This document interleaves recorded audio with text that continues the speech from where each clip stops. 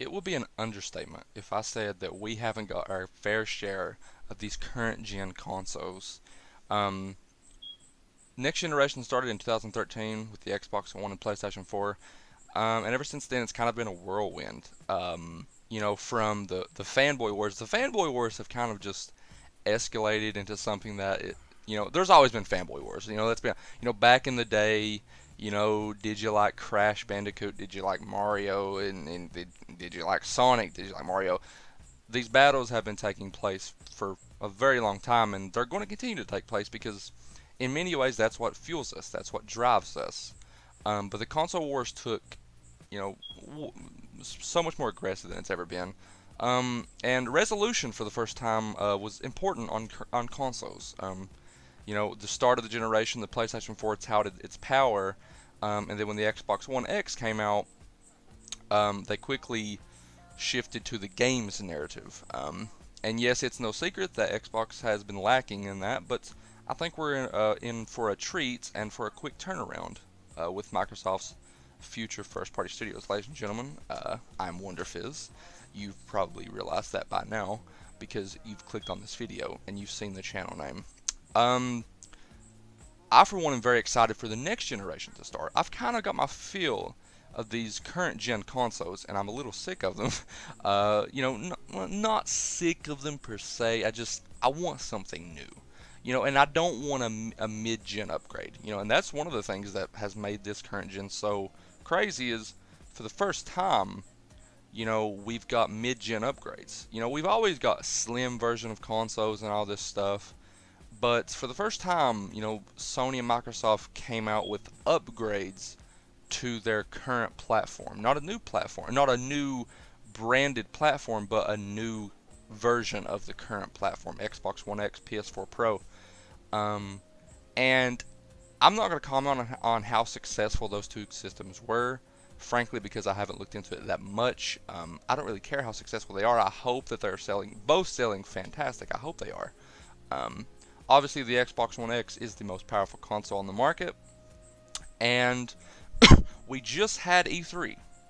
So E3 was a very exciting time. I think that if you're a fan of all companies, you had something to look forward to. Although other conferences were better than others. Obviously EA stunk it up as usual. I didn't think Sony did that good. I thought it was an okay conference. I didn't like the 20-minute intermission in the middle. Um, and but other than that, I mean, the games that they showed were great. Like Last of Us and all that stuff were great. Microsoft, it blew it out of the park. I thought I really enjoyed Microsoft's conference, and that's kind of the topic of this video. Because no, I'm not going to be talking about Sony in this video. Now, some of you Sony fanboys might be a little upset and mad at me. No, don't be mad because I want to talk about the underdog. I want to talk about the console that everyone seems to think it's funny to trash, and it's been that way since 2013. I think the joke has got a little old at this point. I think that I'm past making fun of consoles for certain things, especially since most of the people that make fun of Xbox have been making fun of the same things since 2013. Like you can't play used games on the Xbox One, all that stuff. Even though that was never really the current plan anyway. But we had E3, which was a very exciting moment. If you're a gamer, you gotta love E3. And Microsoft came out, and I really feel like they hit a home run, in my opinion. For me, I got a new Halo and a new Gears, which looks fantastic, especially Halo Infinite. Can't wait to see what that new engine is going to do for the future of Halo. But obviously, the most important announcement was the purchase of 5 new studios. We're gonna get into that in a little bit in a second. But at the end of the conference, Phil Spencer mentioned that they're building the next Xbox consoles. Not consoles. And right after E3, we got a little report that said Xbox codename Scarlet was in the pipeline. It was coming out either 2019, 2020. We got some weird reports and stuff and news, and it's kind of odd that we were getting all this stuff so early. And we've had some more news leaks since then. Apparently, Microsoft is building one console, which is your traditional home console, your traditional Xbox console. Nothing lavish, nothing fancy, just a traditional home console. And then they're also building a cloud-based streaming box. Now, this goes in line with what they announced at E3. They're building a streaming service that console quality games and all that stuff. Sounds good. Um, let's just have a chat about next gen. Let's have a chat about it because apparently it's close, and I think it's due time. And a lot of people's like, why is next gen starting so early? Ladies and gentlemen, it's not early. These consoles came out in 2013. If the next gen comes out in 2020, that's 7 years. That's actually longer than most gens. You look at the PS2 Xbox gen. That was like what, 4 to 5 years. That wasn't long at all. So it's not early. This is kind of usual. 7 years is a long time to have with one platform. And what is Microsoft going to do? How is Microsoft going to turn this thing around and become the favorites again? Because we all know in the 360 gen, they were the favorites. Everyone loved the 360 because it was the best platform. It had the best controller, had great exclusives, had third-party marketing deals with Call of Duty and stuff. So everyone just preferred the platform, and it's kind of been a 360, no pun intended. This gen, the PlayStation 4 has took the place of the Xbox 360. Now they have the marketing deals, and now people say they have the best exclusives. And so it's kind of been the complete turnaround. So how is Microsoft going to do it? Well, I think they have a good plan laid out. First of all, let's talk about the two new consoles. Your first traditional based home console, Microsoft, Phil Spencer has been open and saying they are never going to lose the power battle. Microsoft will always, from now on, have the most powerful console on the market. So, how powerful are these next-gen consoles going to be? Well, I think that for Microsoft, you've got to go more powerful than the X. If the next generation console it was like underpowered or just on par with the Xbox One X, that would kind of be a letdown in my opinion. I mean, if it was on par, I guess that would be okay, but I'm hoping for at least 7 teraflops, better CPU, better GPU, all that stuff, the good things, because the Xbox One X, although it has 6 teraflops, the GPU and CPU in that thing, I'm pretty sure, if my memory serves me correct, it's not the best. And so I think that I'm hoping next gen, we get more powerful in the console space because we're hearing things about photorealism. And then the streaming box. If they do the streaming box, I think it's going to be so extremely popular because Microsoft has apparently found out a way to increase or to lower the latency so that even if your internet isn't the top-notch internet, you can still play console quality games, or at least 720p. And I think that for the casual player, the family that just wants a new console for their child or children or something, I think that's great because children aren't going to care if it's 1080p or 4K or something. They're not going to care about that stuff. So I think that's a good plan overall. I think that your two consoles, giving people options. You want a streaming box for lower money because we're hearing it's going to be lower priced. That's great. Then you've got your traditional console, the premium product, more powerful, all that good stuff for the hardcore. Games. Microsoft has to get this correct. And this is what's going to end the video. Games have to be at the forefront. This generation, I feel like Microsoft, they've kind of hit their stride with the OG Xbox and 360. OG Xbox comes out, you get Halo, system seller mascot, system mascot. And then the 360 rolls around and you get Gears of War. All of a sudden, a huge franchise. It's just like, and this, I think Microsoft were in a position where they thought that they could do no wrong. And then the Xbox One generation rolls around, and we had lots of new IPs. Quantum Break, Sunset Overdrive, still my personal favorite game of this gen. Sunset Overdrive was fantastic. Rise Son of Rome, tons of new IP, and none of them have hit. None of them have been that big game. But I also think that that's the problem. I think Microsoft are searching for that next Halo and next Gears, when in reality, you don't have to do that. You don't have to, every single game that comes out doesn't have to be Gears. It doesn't have to be Halo. And some of these games are going to need sequels to even improve on the things that they did wrong. Sometimes all a game needs is a chance, and that's what I've been asking Microsoft to do since 2014. I thought after I beat Sunset Overdrive October 29th, 2014, and I seen that after credits scene of the setup of a sequel, I said, boy, I can't wait.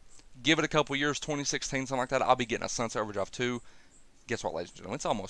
It's almost 2019 and I still haven't got a Sunset Overdrive sequel. Microsoft, what are you doing? Anyway, Some of these games, they just need a second chance. And I think that with the current leadership that they have, the Matt Booty and Phil Spencer, they're taking the lead role of gaming. And I think that that's going to be the case. I don't think that we're going to get the days of, hey, new IP didn't sell 15,000 billion, break records, all this crazy stuff. Oh, it's not 10 out of 10. Let's not invest in it. I don't think that. I think those days are long gone. Because Microsoft just acquired 5 new studios. They built the initiative from the ground up, led by Dale Gallagher. They bought Undead Labs, they bought Playground Games, they bought Ninja Theory, and they bought Compulsion Games. Now, not all of these devs are going to make a masterpiece with their first game. I mean, God, I would hope so. Could you imagine? Could you imagine Fable 4 coming out from Playground, one of the best RPGs ever? The Initiative coming out with a mind-blowing game, Ninja Theory single-player masterpiece. Like, I would love that. I would love if that happened. Trust me.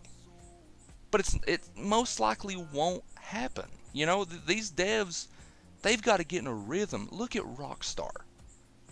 I mentioned it in my Red Dead Redemption reaction.